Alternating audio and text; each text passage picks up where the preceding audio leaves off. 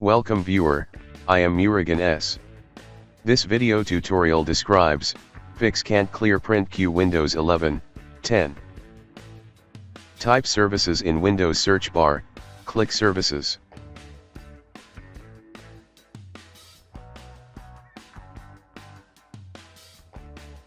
Open print spooler service.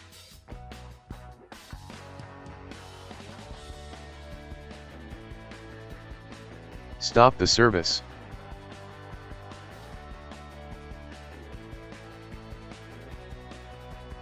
Right-click Start button, click Run, type spool.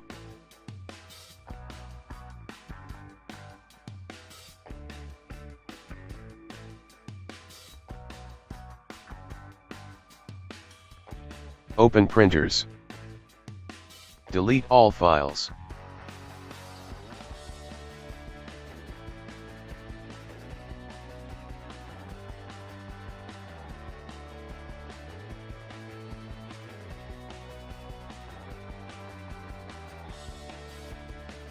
Start printer service.